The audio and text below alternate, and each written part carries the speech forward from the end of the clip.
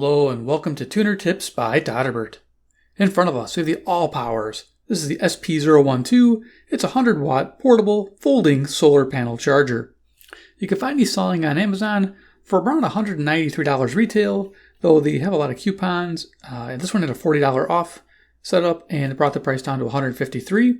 Really cool because it's portable and compact and provides a lot of power for your devices. So I thought I'd review it and show it to you guys. So let's look at it. So All Powers, it weighs about 4.5 pounds. So it's pretty portable. It's got a little handle on top. And it Velcros shut. You can actually use a little tie and tie it around to the handle so it doesn't open up while you're carrying it. Smart idea. What do you get in the box? You get the SP012 charger. You also get a bunch of extra accessories. Let's go through them. You get some charge adapters. As you can see, you got different sizes for different units. I recommend using this 100-watt panel with a power station and power banks. Seems to be the best setup. As you can see, we got some small, kind of semi-small, medium, and large. This is 8mm. This works with my Romos power station that I reviewed. And this one here, some power stations have that as well. So they give you 5 adapters, which is nice if the included power cord doesn't fit your device. But make sure it can handle the output of the All Powers. So we get that. They give us, I don't know why they gave us this, the USB to micro. Pretty cool because a lot of our portable radios use this setup, and this does have 2 USB ports. Very cool. They also give us 4 carabiners. Now these are important because they help tie down the device. You'll need to get some paracord or some type of rope and anchor it if you're tying it to a certain position. One thing about this is it doesn't have any kind of stand to it. You have to lay it flat or lay it on an angle. Best on an angle, of course, depending on your latitude, where the sun is best received. I recommend, you got to use these. Some people, I've seen it anchored to the side of their RV, and you can tether it out to get that angle you need to the sun. So those are nice. They give you 4 of those. Beautiful. And then we get some cabling. So they give us a patch cable. You can go directly to your device if it can handle it. I believe it's 2.1 millimeters. And a 2.5 millimeter. This also works to daisy chain these solar chargers. Now you can use up to 4, which is nice. So you can daisy chain up to 4 for extra output if you're using a bigger power station that can handle that extra power. So very cool. And your little adapter pieces fit directly on the end of the 2.1. So this is the 5521, this is the 5525. 2.5 millimeter inside, 2.1 millimeter inside. So pretty cool. We get that little patch cable, which you pretty much are going to use exclusively with this. And there's actually a little bag, which I'm going to show you, that can hold it as part of the device. This is a little bit bigger. This is probably keep in your car, maybe along with your portable charger. You have clips to go to your battery for marine or auto use. And of course, it's fused, which is nice. And it goes right to your cable here, or it can plug right into the solar panel itself. So yeah, really nice to have that. I'm glad they included it. And then we have the manual, of course. We got to go over this for posterity. I always do. So let's bring it up to the camera here. You see how it folds out. It has 15 cells on it. I'll talk about those. Because this thing's rather large to display in the video, so I'll pretty much be talking about these dimensions as we go. So let's go and open this up and see what we got. So this is right here. All right, specifications, 100 watts. It has an 18 volt, 5 amp output. In case I missed any of that, there you are. It's got what they call the parallel port, or that's when you're trying to hook up multiple panels. Very awesome. Materials, which I'll go over. How to use, of course. Different angles of the sun really makes a difference. And you can monitor that with your power station if it has a wattage input rating, and you can adjust the panel and watch that rating go up, so you know you're getting it to the right angle. There you go, some more information. I think the bottom here's different language. Okay, you can freeze frame on that if you need to. Here they talk about chaining multiple panels, which I think is pretty cool. You can use it before, they call them suitcases. They pretty much are like a suitcase. I actually like this because it's compact. It's probably one of its best traits, being small. And then there's the cable they include. This extension cable. You get one with each suitcase, if you want to call it that. Okay, very awesome. And over here, it just goes into charge current. And they recommend using it for the portable power banks as well. It seems to be the best way to go. See right here, use charging power bank. So awesome. Cautions, and I think we're done with this manual. Disposal guide. Okay, it is recyclable, which is nice. All right, so there it is. Okay, so we're going to go ahead and move this stuff off, and yeah, let's talk about the unit itself. And I took a little video outside with this in action. I'll show that as well in this video, and just pretty much go over the basics and give you my impression. So put that aside. All right, so dimension-wise, when it's folded up, it's, like I said, pretty compact. It's 12.5 inches in length. It's 7.5 inches in height, and it has a thickness folded at 3¼ inches. It's not too bad. When it's unfolded, which I can't show you, but you'll see in the video, it's 3 foot by 3 foot by a 1/2 inch thick. The thickness of the panel, pretty much. Neat. Now the weight, like I mentioned, is 2 kilograms or 4.5 pounds. It uses a water-resistant PVC fabric here, which is nice. Resistant meaning probably light mist. I wouldn't probably put it in the rain because of the little power transformer here. If this gets wet, you're in trouble. So let's go ahead and open this up and show you what it's about. So it's got some Velcro here. All right, that open, and first thing you'll notice right here when you get open is you got your little bag, and you can put your adapters in there. Those will fit nicely, and the charging cable, and possibly the carabiners, and maybe a small charging cable. So you can probably get all that to fit in there. Those larger cables with the alligator clips, those for your battery, you're going to have to store those somewhere else because they won't fit with this closed. But those will fit in there, which is handy. And then the output box, which I'm going to show you. I'm going to flip this around.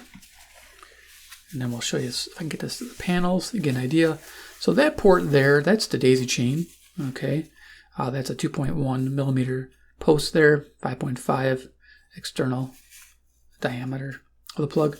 So 5.521, and then they give you that patch cable so you can use this with other panels. But if you're just buying one panel, you're probably never going to use that jack. You're more likely going to use this one. So that's your 5525 output. That's 18 volts, 5 amps. This little power LED indicator telling you the panel is ready to go. It turns red when it's lit. Very nice. Just so you know, it's not regulated. So this does have a 22 volt unloaded voltage. So when you don't have a load on it, it does go to 22 volts. Just so you know, it acts like a normal solar panel. So make sure you're using it with a device that can handle solar charging. Typically a power station is the best one to hook this up to. Over here with Type-C jack, that's pretty awesome. That Type-C output, it does quite a bit.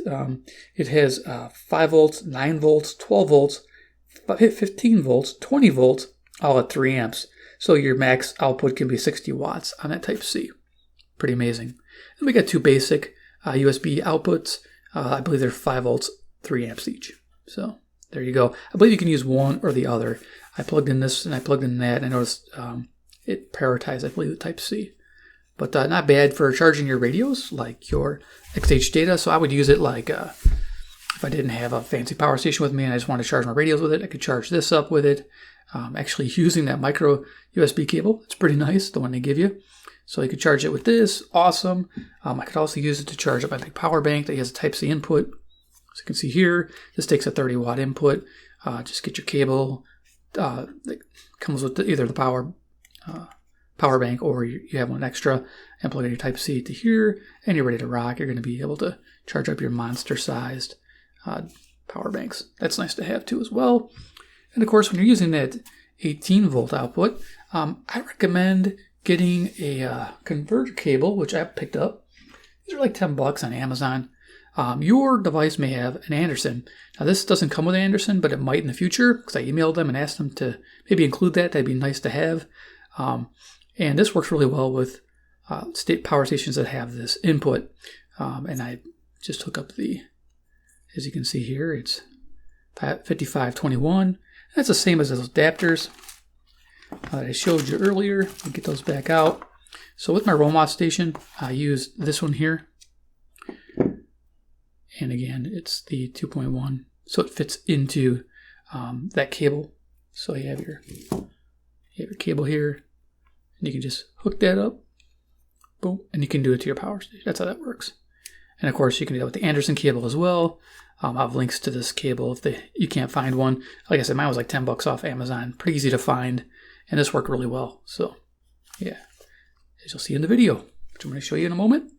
I just want to go over a few more things. Let me just slide that off there. Yeah, so I hooked this up to my Allpowers S300. So I have a larger power station here.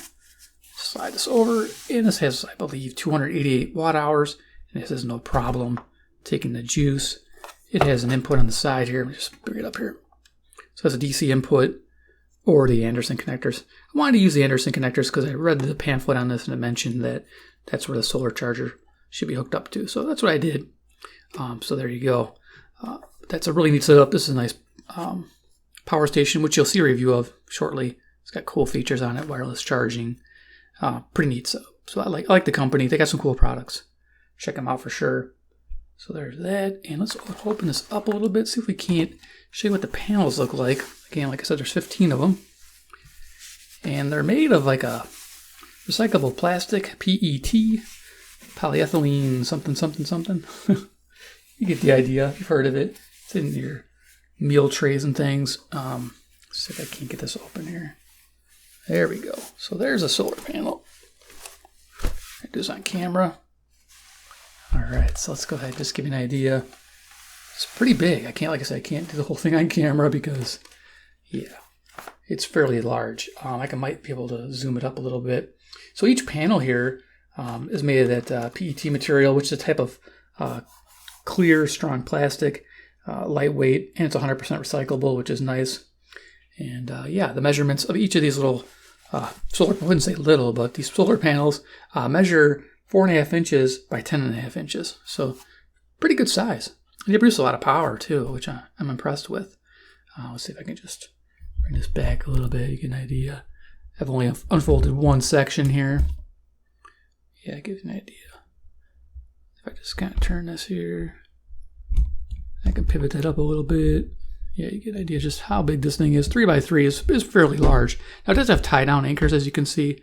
Here, carabiners. Right here's one. Okay, we have a few on the corners too. I don't know if you saw that. Let me just move this over here. I'm just kind of picking up the tripod to show you. But there we are. So let's break and go to that video that I took outside with it charging the S300. And you can see just how good this works. So go take a peek at that video and I'll be right back.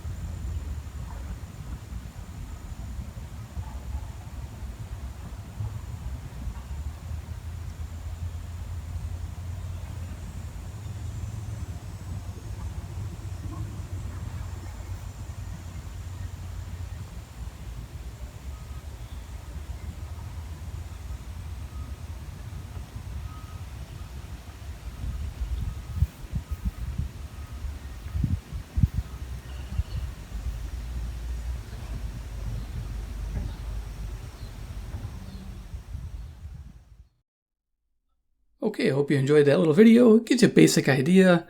You can't really see that panel too well, that digital output, but it was registering around 47 to 50 watts. The highest I recorded was 55 watts when I had the power station out there and I was just not filming it. Caught a glimpse of it hitting 55 and staying there for a little while. It just depends on the sun intensity and time of day. That was around 1 o'clock, the highest in my area. For the time of day right now. So yeah, it does pretty well. I'm pretty impressed with this because I have an 80 watt panel that I reviewed, and the 80 watt panel was pretty cumbersome to lay out, and just, even though it had stands, it still was hard to use. And that particular panel, I was able to get only around 40 watts. So yeah, I'm pretty impressed with this, pushing over the 50 watt limit. And that's pretty impressive when you want to try to charge up a power station, your radios, your phones, or your power banks. So definitely worthy pick up. What I like about this, my final thoughts, is the decent power output. Type-C is really nice, and USB ports on board. That's neat to have. You don't have to buy a separate controller for that. Very handy. You can daisy chain this if you have a bigger power station. You're like, Todderbird, I got a 500 watt or I got a 1,000 watt. Well, you can get 4 of these panels together, and if you have a way to hang them wherever setup you're at, perfect. Or a way to tether them out to get the best angle. I find it, you probably have to anchor it with maybe some tent stakes on the bottom, and then anchor to like the side of the RV or side of something, some kind of a structure to keep the angle right. And yeah, I like that about this. What I dislike about it is difficult to position. If you're just running around with this, the best thing you could do probably if you carry this in your car is put it on the roof. Just try not to get it too hot, or lay it down on a grassy area.